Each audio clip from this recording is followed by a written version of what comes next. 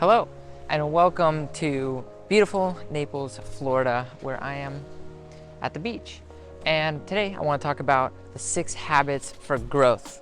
So, I recently listened to the audiobook from Brendon Burchard about the 6 habits for growth, and I kind of wanted to give a little summary, give what I learned about that audiobook, and hopefully you find some value in this, as I have. I think this was an incredible listen. Definitely, after you've watched my video about the summary, go and actually listen to the audiobook if you want. It's not super long. I think it's like 4 hours. If you listen to it on like 2.5 times speed, 2 speed, you'll still understand everything. He talks kind of slow and you'll get the points. But this is a good 10-minute review of everything that he talks about. And honestly, I felt there was some great value in it. It's something I really need right now in my life.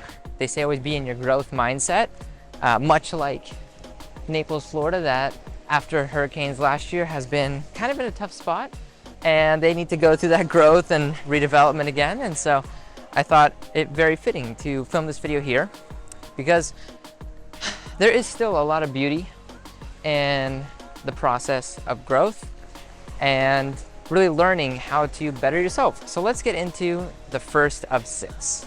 So before I get into the first one, I just want to go through what the 6 are. So it's confidence, focus, energy, leadership, and purpose. I think that's all of them. So when we talk about the first habit of motivation you often think of as being, I gotta read my motivational quotes in the morning and then I'll get motivation and I'll get to doing what I need to do. That's not exactly how it works. So Brendon states that you first need to have ambition, and you have to build the habits that will then give you the motivation to actually get after what you want. And so this could be, the ambition, and we'll get to some of these points later because they all connect, but the ambition to do something better for those around you, do something better for yourself, something for the future. And so a big thing that he talked about, this fly's biting me, is to always think about your future and what your purpose is for the future. And so that also connects with purpose. But it's like, you need to think about, okay, where I am right now, and then where do I want to be? What do I want my future self to be? Ask the questions that you would be, asking someone at the end of their life. So you would ask, did you fulfill your purpose? Did you do the things that you wanted to do during your life? Do you have any regrets of things you didn't want to do? And so start with that. It sounds a little dark, but just start with the things from the end of your life and work that way. And so what you would do in that case then, I'm gonna switch hands here, is start with the ambition. And so the ambition will come from, okay, I want to have a life where I can provide everything for my family and be able to travel, or whatever it might be happy sitting on a beach painting or something. And so start from there and say, okay, this is my main overarching goal. How do I get there? And so this can start with the habits you do every day, built from the ambition. And then those habits might be waking up early in the morning. He states 3 things that we should do every morning to help us reach that ambition, right? So that will be doing some kind of movement, at least 5 minutes a day in the morning. Read at least 5 minutes in the morning, and meditate at least 5 minutes in the morning. Of course, you should probably do these things for a little bit longer, but those 3 things should be fundamental in your mornings. And of course, try to wake up early enough that you can do a lot of these things in the solace of being alone and quiet before the world wakes up, and you can get a lot more done that way. So try to do some push-ups right when you wake up. And then don't read news, but read like an article that you might like, that's more of like a leisure article, or read a chapter of a book. And then just meditate. Meditate can be anything, for a lot of people. I'm not a huge meditating person. I was never like a yogi or anything, a yoga person, but it does help to just sit, try to focus, and just think about what it is you're trying to do, what you want to do for life, but also just kind of be in the calm of your own thoughts and be with your own thoughts for a little bit. It does help, and do breath work. You know, you keep hearing this, and I've always been skeptical of all this kind of stuff until you start doing it and you're like, oh, you know, maybe there's something to it. But just like breathe for 30 seconds, 1 minute, just focus on your breath. And that not only helps you just chill, but it also helps you learn focus and learn how to just do one thing at a time. Adding on to it, I want to say something that was very impactful for me, but it was positive expectancy is what he stated. And this is just, you know, saying, look, I can have a nice life. I can have whatever it is that I choose in the future, as long as I work towards it. Like, it's not something that I have to be denied. If you put in the work and you do the deed, you can do it. And so just having that positive outlook, that just like believing, like, yes, I can do that thing. And then of course, you know, motivation comes from momentum, and momentum comes from motivation, and they kind of build off each other. So once you start doing it, you start having the habits, you start building that momentum, then the motivation comes from, oh, I just achieved all this, let's keep it going. You just keep it going, keep it going, keep it going, keep it going. And so then that really helps you just continue. I've noticed, like, when I've fallen into a rut, it's like because it feels like I'm not accomplishing anything. And then when you start, just like a little thing, accomplish one thing, okay, then the next thing, just make your bed. Like, there's this book called Just Make Your Bed, How to Make Your Bed. And then it's about like how if you start with just making your bed in the morning, you kind of set this first success, and you want to keep chasing more and more successes. And that's so true. When I do those little things in the morning, it sets the rest of my day up for more success. I accidentally stopped recording, but yeah, it sets the rest of your day up for more success. So that's the motivation chapter. Now let's go to focus. So in the focus chapter, right, now you've got your motivation. Now you gotta focus. You gotta get the stuff done. He says first, look, you gotta rate yourself on 10 different categories and just see where you are right now. You know, don't be mad at yourself. Don't put yourself down. Just 1 through 10, you know, rate yourself where you at. Just so you have a baseline so you can work from it. And, you know, see where you need to put that focus. Where do you need to put those efforts every day? And the things you need to work on more, and the things you need to work on less. And so those will be your mental health, your physical health, your relationships, your family, your finances, you know, your purpose, things like that. Are you achieving these things? And so rate those 1 through 10. How are you feeling right now at this moment? And then focus on working on those things every day. And then that's the first step for the focus. The next part's of focus. All right, so you need to kind of plan out what you want and when you have to achieve certain milestones to get to where you want to be, right? Because what gets measured gets managed. You probably heard that before, but it's true. And so plan out your days, weeks, months, years in advance, specifically your days and weeks. Plan it out at least the next week in advance with appointments, meetings, things you need to do.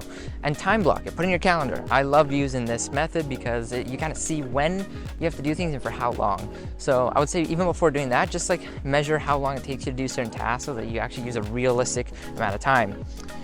And then, so now you are planning and you're measuring and you're trying to figure out, okay, I know what to focus on and I know how long to focus on it. What's next? You need to be the best. You need to be the best of what you want to be.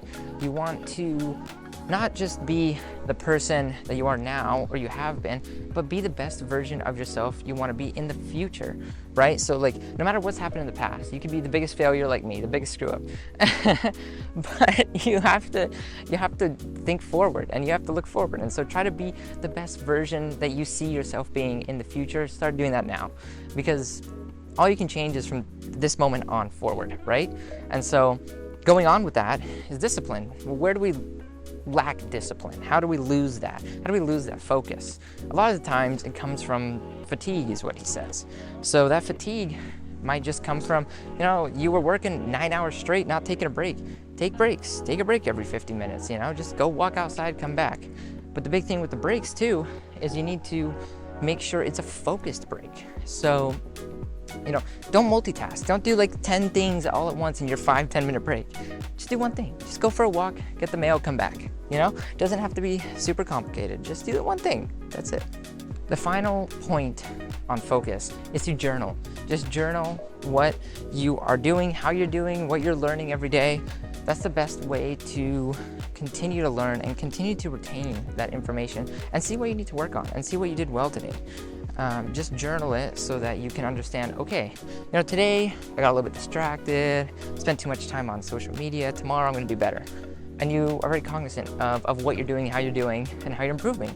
Like say, oh, today I actually did a lot of things. I learned a lot. I read this book today and here's what I learned from it. I read this chapter in this book. Write it down. And so now we're gonna go to the third habit. The third habit is confidence. So that's something that a lot of people might lack in this day and age. In the age of social media and electronics, or behind our screens, we might not have the confidence in real life to do things. And you might lose that confidence because you see everyone else is accomplishing so much on social media and you just feel discouraged. But trust me, that is not always the case. So how do you use confidence to be successful and how to grow? Well, that comes from competence. So you can gain confidence in situations by being competent, and that competence comes from being prepared. So this could be if you have a meeting or if you have a presentation coming up. Be over-prepared, just prepare.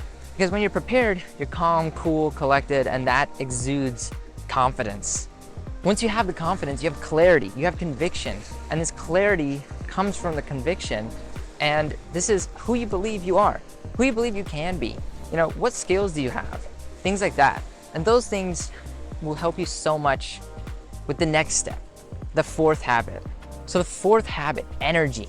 Energy is something you might say, oh, I got the confidence, got the focus, got the motivation.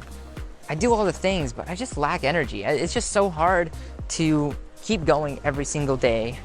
And there's some things you can do to help improve oh my gosh, there's a dolphin just there, okay. To help your energy and keep those energy levels high throughout the day, throughout the months of working on whatever next goal you have. And so you need to listen to his MEDS-RX acronym. What does MEDS-RX stand for? It's meditation, exercise, diet, sleep, relationships, and supplements. Let's walk through each one of these. So let's talk about meditation first. Meditation. Like I mentioned at the beginning of the video, in the first habit, meditation is very valuable because you get to be with yourself, with your own thoughts. Just be alone. At first, it's kind of hard to meditate because you kind of get in your head and you're thinking too much and think about all your problems, but it takes practice, like anything. So just practice meditating. Focus on your breath at first, and just don't stress yourself out about not meditating right, because then you won't meditate right. And I'm no expert, but the times I've done it right is when I'm not stressing about it. And so just do some of that every day. It doesn't have to be much. Like I said, 5, 10, 15 minutes, but it can be super valuable. Exercise. You don't have to be David Goggins, but just exercise a little bit every day. It doesn't have to be anything crazy. Just go for a short little run, do a little core exercise, do some weightlifting, or go to the gym for an hour or 2 hours, whatever it is that you do. Just do it every day. It doesn't have to be much. We can all fit it in during the day. It doesn't even have to all be all at once. Just split it up throughout the day so you keep up that energy. But that's a huge part of it. It's just exercise. Get your body moving every day. That's a huge part of success. When I think of someone who's successful, it's usually someone who's kind of fit, because success carries over throughout a lot of aspects of your life. Not always, but often. And often that can be with your health, because without your health, you have nothing. So make sure to exercise. And next is diet. So that's the D in MEDS-RX. The diet. Garbage in, garbage out. It's so true. You got to eat healthy. You have to eat things that keep you light, keep you focused. Don't eat junk food. Don't eat a whole Little Caesars pizza like I have, just because it's cheap. Don't do it. If you have the means, talk to a nutritionist, and then you can really understand what's good and what's bad for your specific body. Everyone's different. Do whatever you got to do. Some people, like I notice, if I have too much bread, much like a lot of you, slows you down. So don't do that right before you need to do a lot of work. And now, that's M-E-and-D, S, sleep. Everyone thinks, oh, I work so hard, I only sleep 2 hours a night, 4 hours a night. Yeah, that might have been good right before the exam, but over the long term, not good. You're not performing at your best. There's studies that show, after, 20 hours of being awake, you start to have similar reactions as to if you had alcohol in your body and you were drinking. So keep that also in mind. You need your sleep. You need that recovery to be able to function at your best when you're doing everything else right. And so then that's meds, RX, the R, relationships. The relationships are highly important. You need to talk to somebody every so often. You need to talk to them about, how you're dealing with your work, how you're feeling. And I think there's an owl up there. Tell me if that's real. I don't know if you can see that, but it looks like a real owl up there. And so anyway, your relationships, talk to people, celebrate with people, set yourself those milestones every so often. And when you achieve them, go out, celebrate. You need that in your life. You need to have good relationships too. You are the average of the 5 people you surround yourself with. So have good relationships. Have relationships where you talk about the future. Have relationships where you talk about how to succeed. What are you working on? Don't talk about, the times in high school when we were doing blah, blah, blah. I love to do that, but that's not going to get you anywhere. So curate your friendships, curate the people around you for success, if that's truly what you want to achieve. Lastly, the X is for supplementation. You don't need to supplement, but let's say you're a high performance athlete, you gotta get enough food, you gotta get enough protein, you have to do these things. So just keep that in mind. I'm not gonna delve deep into that because I have nothing to sell. I'm nobody that knows anything about supplements. I just take my protein when I work out and stuff, but something that I'm trying to learn more about.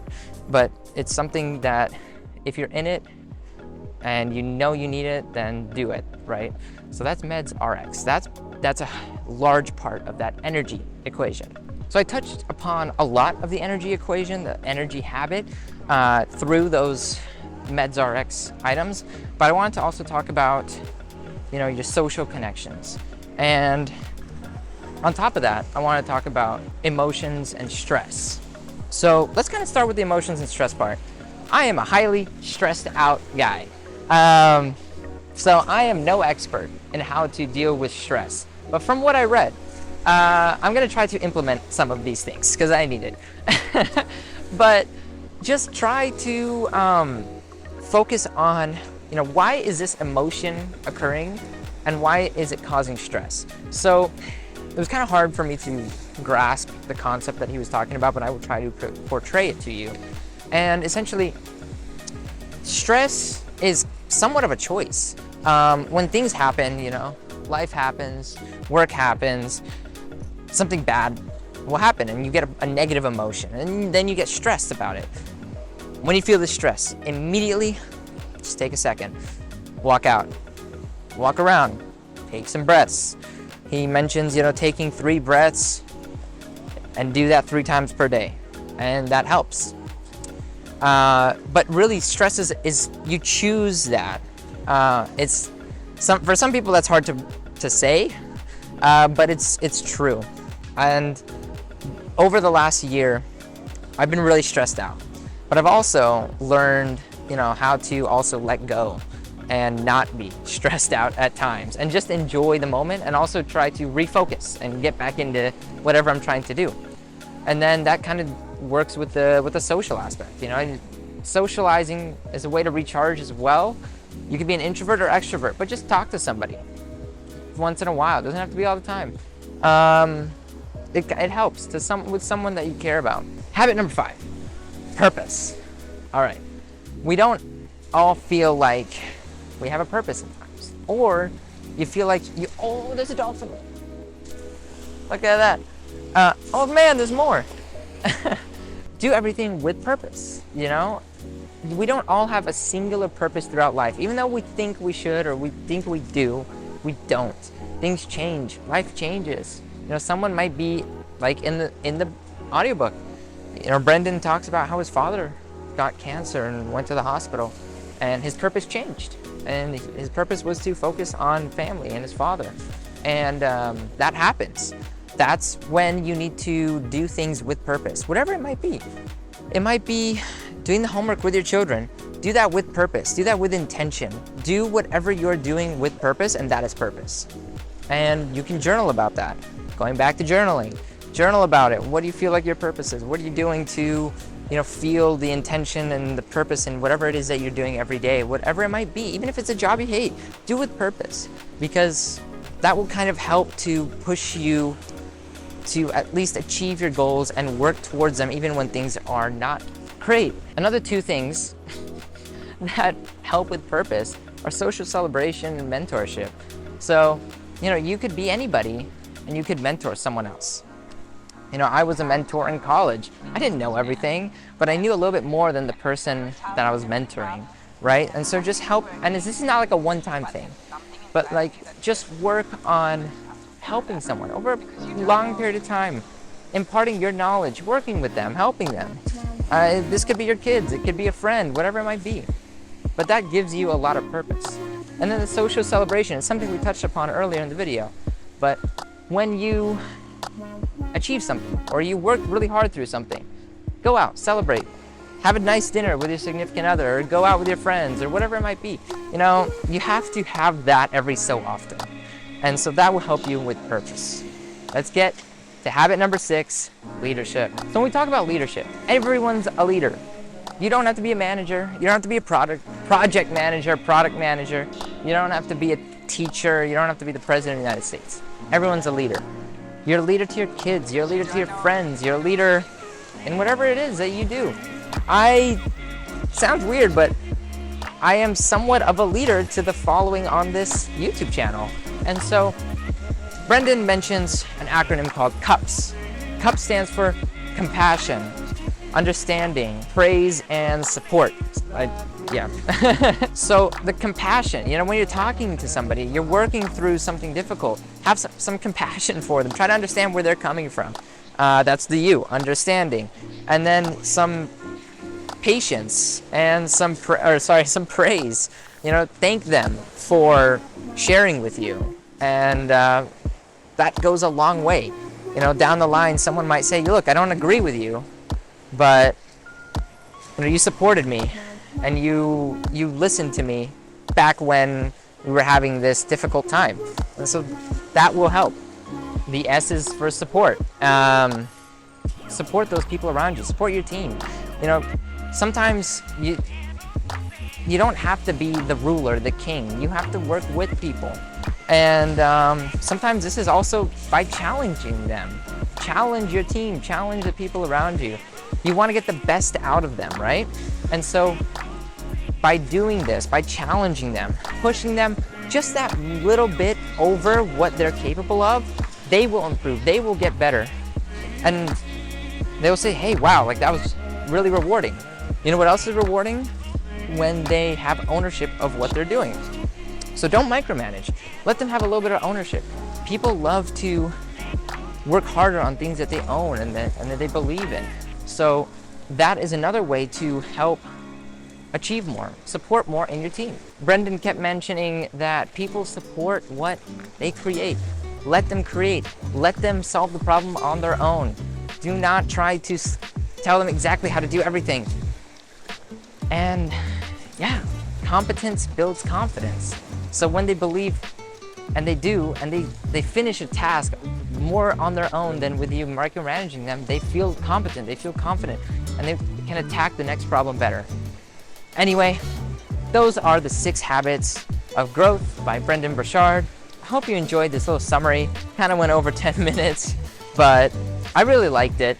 And maybe I'll do more of these little summaries for you. It could be books, audiobooks, whatever it might be. Thank you for watching. I'm going to try to implement a lot of these in my own life, and I hope you do too, because we're all just trying to learn, trying to grow, use that growth mindset. And I'll catch you in the next video. Like, subscribe. New videos every Wednesday and Saturday.